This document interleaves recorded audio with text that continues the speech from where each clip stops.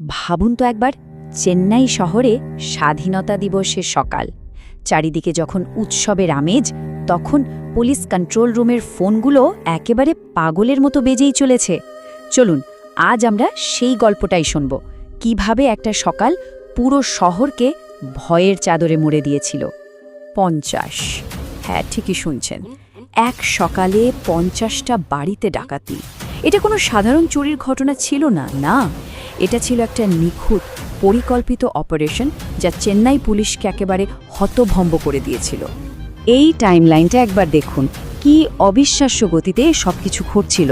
সকাল 8:05 প্রথম ফোনটা এলো, আর ঠিক 2 মিনিট পর 8টার সাথে দ্বিতীয় ফোন অন্য একটা এলাকা থেকে। 8:15 বাজতে না বাজতে 8টা ডাকাতির খবর, আর সকাল 9:30টার মধ্যে সংখ্যাটা গিয়ে দাঁড়ালো 49-এ। তারপর সব শান্ত, সব চুপ, ফোন আসা বন্ধ। পুলিশ কিছু বুঝে ওঠার আগেই অপরাধীরা তাদের কাজ শেষ করে যেন হাওয়ায় মিলিয়ে গেল। পুলিশ কমিশনারের এই একটাই কথা, আসলে এর মধ্যে পুরো ডিপার্টমেন্টের হতাশাটা লুকিয়েছিল। এত বড় একটা অপরাধ, অথচ ঘটনাস্থলে কোনো প্রমাণ নেই, একটাও সূত্র নেই। তদন্তকারীরা যেন এক অদৃশ্য শত্রুর পেছনে ছুটছিলেন। চলুন এবার একটু গভীরে যাওয়া যাক, দেখি অপরাধটা ঠিক কতটা নিখুঁত ছিল। অপরাধীরা এমন এক পরিকল্পনা করেছিল যা তদন্তকারীদের জন্য একটা দুঃস্বপ্নের মতো ছিল, যেখানে কোনো রাস্তাই যেন খোলা ছিল না। তদন্তের শুরুতেই পুলিশ একেবারে দেয়ালে ধাক্কা খেল। মানে দেখুন একবার, কোনো ফিঙ্গারপ্রিন্ট নেই, পায়ের ছাপ নেই, পুলিশ কুকুরও গন্ধ শুকে কিছু বের করতে পারল না। ভুক্তভোগীদের সবার মুখে একই কথা, মাস্ক পরা দুজন লোক। সিসিটিভি হয় বন্ধ, না হয় ফুটেজ গায়েব। কিন্তু সবথেকে অবাক করার মতো বিষয় কি ছিল জানেন? ডাকাতগুলো প্রত্যেকটা বাড়িতে একদম ঠিকঠাক জানতো কোথায় দামি জিনিসপত্র লুকানো আছে, যেন কেউ তাদের ভেতর থেকে সব তথ্য সাপ্লাই করে দিয়েছে।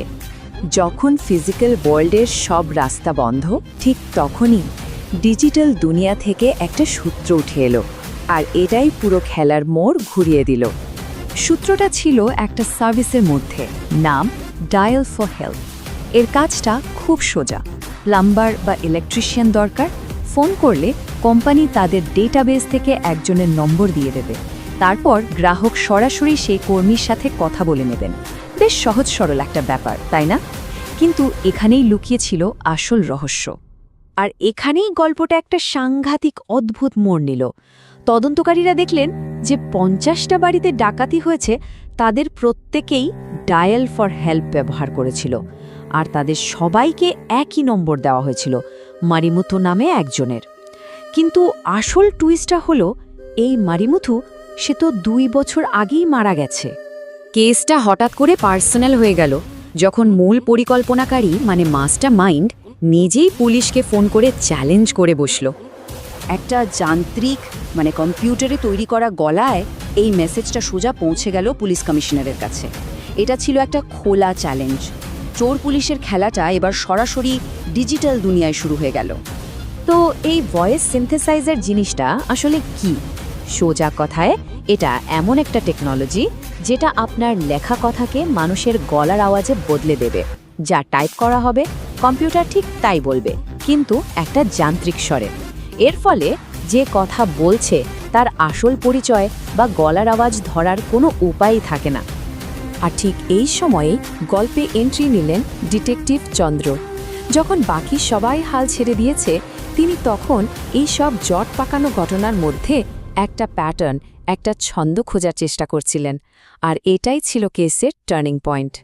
মাস্টারমাইন্ড পুলিশকে ব্যঙ্গ করে এই কোডটা পাঠিয়েছিল। এটা ছিল ডিটেকটিভের জন্য একটা ধাঁধা, স্রেফ কয়েকটা সংখ্যা। আর এখানেই ডিটেকটিভ চন্দ্রুর ব্রিলিয়েন্স। তিনি বুঝলেন এটা শুধু একটা সংখ্যা হতে পারে না, এর পেছনে নিশ্চয়ই অন্য কোনো মানে আছে। তিনি ভাবলেন, এটা যদি কোনো প্রতীক হয়, সংখ্যার জগৎ থেকে প্রতীকের জগতে এই যে মানসিক লাফটা, এটাই ছিল আসল ব্রেক থ্রু। আর ধাঁধার উত্তরটা ছিল এই, সংখ্যাগুলো আসলে দাবা রানীর মুকুটের মতো দেখতে। আর দাবা খেলায় রানী তো সবথেকে শক্তিশালী ঘুঁটি, তাই না? এই প্রতীকটা মাস্টার মাইন্ডের অহংকার আর পরিচয়ের দিকেই ইশারা করছিল। এরপর দ্বিতীয় সূত্রটা এলো ফরেনসিক ল্যাব থেকে। একটা বিস্ফোরণের জায়গা থেকে পাওয়া গেল একটা ভাঙা আঙুলের ছাপ। বায়োকেমিক্যাল বিশ্লেষণে একটা অদ্ভুত জিনিস ধরা পড়ল। এতে অ্যামিনো অ্যাসিডের পরিমাণ অস্বাভাবিক বেশি, আর এমনটা সাধারণত মেয়েদের আঙুলের ছাপেই দেখা যায়।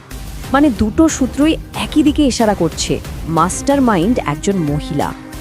এখন ডিটেকটিভরা মাস্টারমাইন্ডের চিন্তার ধরনটা ধরে ফেলেছেন, তাই তারা আর বসে না থেকে নিজেরাই সক্রিয় হয়ে একটা ফাঁদ পাতার প্ল্যান করলেন। ততদিনে পুলিশের কাছে পুরো গ্যাংটার একটা পরিষ্কার ছবি তৈরি হয়ে গেছে। এই টেবিলটা সেটাই দেখাচ্ছে।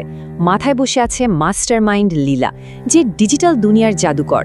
মাঠে কাজ করছে তার দুই লোক, বালু আর বাবু, আর তাদের ডিজিটাল বর্ম হিসেবে ব্যবহার করা হচ্ছে মৃত মারিমুথুর পরিচয়। ফাঁদটা পাতা হয়েছিল একটা খুব সাধারণ কিন্তু অসাধারণ প্যাটার্নের উপর ভিত্তি করে। দেখুন, আগের ডাকাতি হয়েছিল কবে? 15ই আগস্ট, আর প্রথম টার্গেট ছিল 15 নম্বর বাড়ি। তাহলে শহরের পরের হাই সিকিউরিটি দিন কোনটা? 23শে আগস্ট, প্রধানমন্ত্রীর সফরের কারণে। পুলিশের অঙ্কটা খুব সোজা ছিল, এবার প্রথম টার্গেট হবে 23 নম্বর বাড়ি। ডিজিটাল দুনিয়ার খেলা এবার শেষ। শুরু হলো বাস্তব জগতের ফাইনাল রাউন্ড। সময় হয়েছে মাস্টার মাইন্ডের মুখোশটা খোলার। আর ফাঁদটা 100 ভাগ কাজ করল। লীলা পুলিশের উপস্থিতি টের পেয়ে মিশনটা বাতিল করে দেয়, কিন্তু তার দুই লোক, বালু আর বাবু, পালানোর আগেই ধরা পড়ে যায়। এরপর ডিটেকটিভ চন্দ্রু মুখোমুখি হলেন লীলার, যে কিনা একজন দাবা কোচ। আর লীলা খুব আত্মবিশ্বাসের সাথেই বলল যে তার জড়িত থাকার কোনো প্রমাণ তারা জোগাড় করতে পারবে না। কিন্তু লীলা একটা জিনিস জানতো না, ডিটেকটিভ চন্দ্রুর বাড়ির বাগানে একটা পায়রার খোপের ভেতরে লুকানো ছিল দ্বিতীয় একটা ক্যামেরা। আর সেই ক্যামেরাতেই ধরা পড়ল এমন একটা প্রমাণ যা সব হিসেব বদলে দিল। দেখা গেল লীলা নিজেই চুরি করা একটা যুদ্ধপদক ডিটেকটিভের বাগানে পুঁতে রাখছে তাকে ফাঁসানোর জন্য। এই একটা ভুলের জন্যই ডিজিটাল জগতের মাস্টারমাইন্ড বাস্তব জগতের অপরাধের সাথে সরাসরি জড়িয়ে গেল। এই পুরো ঘটনাটা আমাদের একটা খুব জরুরি প্রশ্নের সামনে দাঁড় করিয়ে দেয়। আজকের এই ডিজিটাল যুগে আমাদের বাড়ির দরজার তালার চেয়ে কি আমাদের অনলাইন ডেটার সুরক্ষা বেশি মজবুত, নাকি অনেক বেশি ঠুনকো?